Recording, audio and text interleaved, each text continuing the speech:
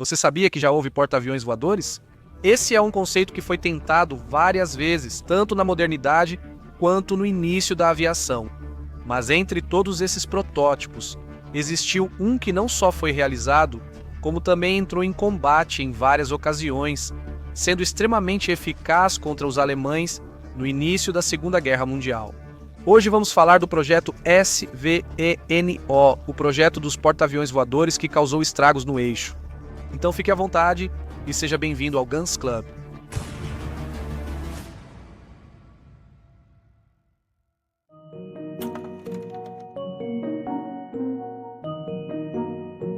Em 1930, a aviação militar estava em seu auge. Estava mais do que claro que a aviação desempenharia um papel fundamental na dinâmica do combate do futuro. Mas os projetistas daquela época enfrentavam um grave problema de engenharia. Os bombardeiros pesados podiam carregar muito combustível, por isso conseguiam voar longas distâncias. No entanto, os aviões que deveriam escoltá-los não tinham nem metade do alcance dos bombardeiros. Isso era um grande problema, porque os caças que deveriam protegê-los, os interceptores, precisavam retornar muito antes dos bombardeiros chegarem ao alvo, deixando esses bombardeiros pesados e caros muito vulneráveis. Por muito tempo, até mesmo até o fim da Segunda Guerra Mundial, a solução foi simplesmente armar os bombardeiros com metralhadoras defensivas. Mas esse método, como você deve saber, não era 100% eficaz, tornando o trabalho dos tripulantes dos bombardeiros um dos mais perigosos de toda a guerra. Em 1931, Vladimir Bakhmistrov criou uma forma mais eficaz de proteger bombardeiros. E se, em vez dos escoltas seguirem os bombardeiros, eles voassem acima deles? Se os bombardeiros transportassem os escoltas, eles poderiam viajar longas distâncias e serem lançados quando fosse necessário.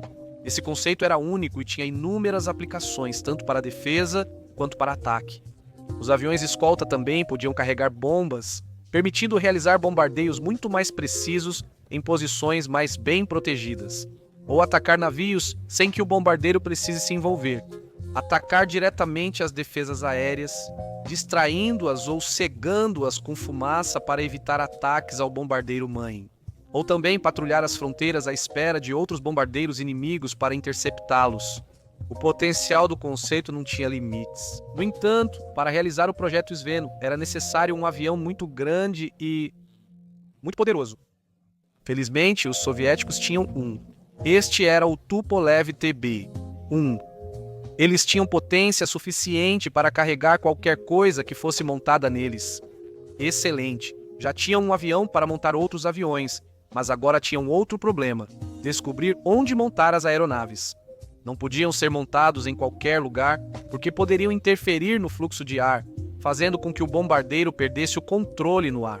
Eles simplesmente testaram todas as configurações por tentativa e erro. E curiosamente, o que eles descobriram foi que quanto mais casas você colocasse em cima ou embaixo do bombardeiro, melhor era o desempenho dele. As asas dos aviões ofereciam muito mais sustentação. E como os motores dos aviões estavam ligados durante o voo, enquanto extraíam combustível de tanques adicionais, para o bombardeiro era como se tivesse um par de motores extras. O peso dos aviões era irrelevante.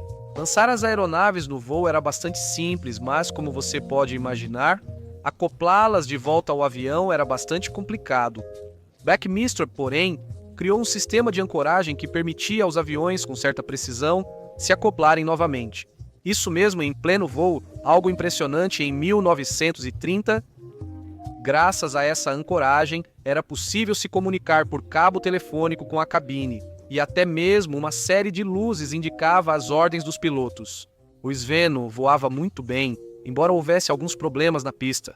Carregar os caças era bastante difícil. Todos, e quando digo todos, me refiro a qualquer um que estivesse na pista. Era chamado para puxar essas enormes cordas para assim colocar os aviões no lugar. Isso era problemático, pois faziam até 3 testes diários. Mas felizmente o Partido Comunista, quando viu o progresso no projeto, deu a eles um grande trator para continuar com os testes. Os testes e provas de conceito foram satisfatórios. Os Svenos conseguiam voar e lançar aviões. Quando os testes terminaram, Bakhmistrov já havia planejado porta-aviões aéreos para transportar mais aviões e atuar como naves-mãe. Em 1932, curiosamente, os problemas não eram sobre a viabilidade do projeto, mas sim sobre o constante avanço aeronáutico soviético. Com o lançamento do I-5, o Sveno foi adaptado para transportar esses caças, originando o Sveno I-5A. Em 1933, surgiu o TV-3, uma versão do TV, um com 2 motores extras. O Sveno teve que ser atualizado para servir como nave-mãe desses novos bombardeiros, sendo criados o Sveno 2 e o Z-3.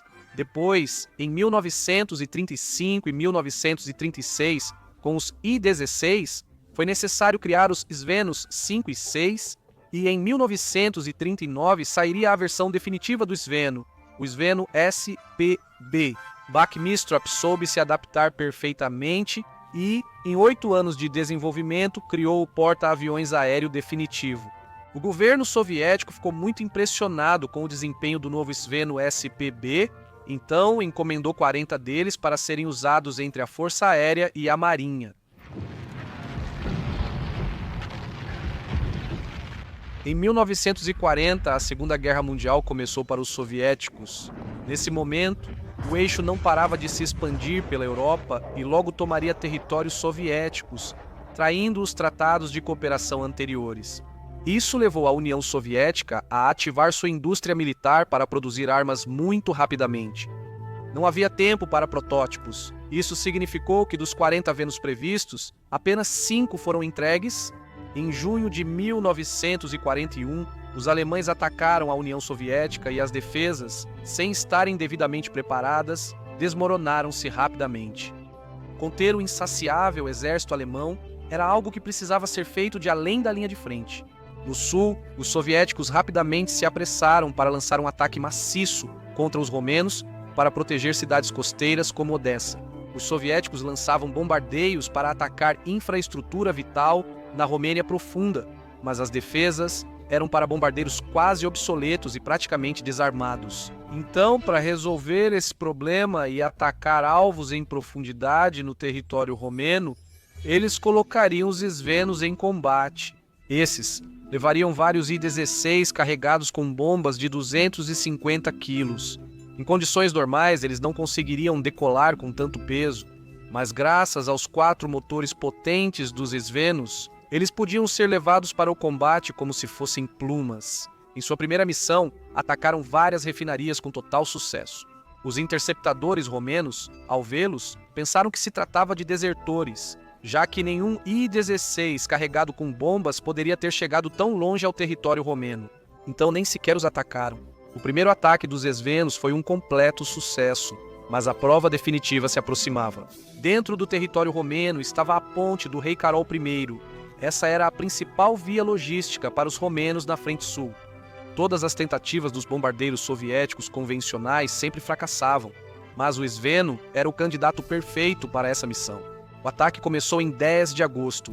3 Svenos lançaram 6 bombas no território inimigo e, mesmo com forte resistência, só conseguiram danificar a ponte, que permaneceu de pé. 3 dias depois atacaram a ponte novamente e dessa vez conseguiram destruí-la. Não tiveram nenhuma baixa. Nos dias seguintes, os Svenos atacaram sem cessar posições do eixo, estaleiros capturados, pontes sobre rios, e um após o outro caíam com extrema precisão.